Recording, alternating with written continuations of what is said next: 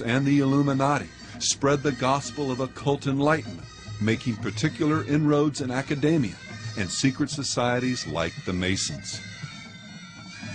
New drugs were introduced, along with the occult notion that they could be used to spark the fire of psychic enlightenment. In England, Yeats took mescaline and joined the Golden Dawn. Shelley practiced ritual occultism, free love, and satanic blasphemy, dying young and leaving behind the troubled founder of modern horror. The Hashish Club in Paris was frequented by Baudelaire, Dumas, Flaubert, Rimbaud, and others. Their school of Romanticism perfected the now common practice of divorcing art from morality, producing art for its own sake, while celebrating Dionysian madness, triggered often by alcohol and drugs, as a key to literal inspiritation. Gurus, prophets, ascended masters, shamans, witches, Mahatmas, alchemists, and New Age messiahs flourished, and the river of occult thought became progressively mainstream. And nowhere was this stream more powerful, wider, flowing into more lives than when it coursed through the channel of art, and its most potent form, a new style of music that came out of Africa via the Caribbean and the port city of New Orleans, a music whose rhythm patterns serve as conduits for spiritual energies, linking individual human consciousness with the gods. And as we'll see, these spiritual energies help fashion a new world and a new type of worshiper, remade in the image of these gods. Well, having outlined the historical backdrop, let's now connect the dots using a few brief examples that closely follow the pattern we outlined in the dramatic piece that opened this section.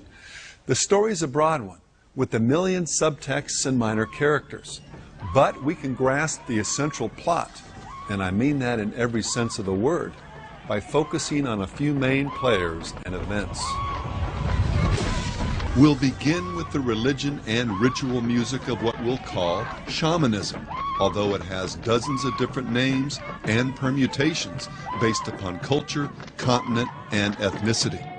As a musical form, it's identified not so much by its primary emphasis on rhythm as by the use of these rhythms, coupled with repetition and the relative simplicity of the music to induce a form of trance state. Shamanistic music, in turn, purposely uses these states of altered consciousness, often enhanced by the use of drugs, to dissolve inhibitions and tap into primal energies, heighten sensuality, boldness, resistance to physical and psychic pain, and contact with spirits are among the intended byproducts of the performance. Well, using our analogy, any number of modern intellectuals became interested in shamanistic cultures, thinking that they perhaps held a key to enlightenment and human evolution. Aldous Huxley, for example, the renowned British writer and intellectual, explored mystical experiences far and wide, finally experimenting with psychotropic drugs and advocating their use as a tool of enlightenment. His 1954 work, The Doors of Perception, titled from a line by William Blake's Gnostic treatise, The Marriage of Heaven and Hell, became a classic of psychedelic literature. A decade later, the book, as well as Blake's writings, became the inspiration for both the name and the spirit behind one of the most influential bands in rock, The Doors. Let's swim to the moon, let's climb through the tide. Keyboardist Ray Manzarek explained, "At the time, we had been ingesting a lot of psychedelic chemicals, so the doors of perception were cleansed in our own minds, and we saw the music as a vehicle to, in a sense, become proselytizers of a new religion, a religion of self, of each man as God. That was the original idea behind the Doors." And the form of music played by the Doors? Well, you can call it rock and roll, But Morrison and the rest of the band understood its primal source, what it would have been called in another time and in another context. I've read a little bit about shamanism, you know, what we see with the music and that kind of thing.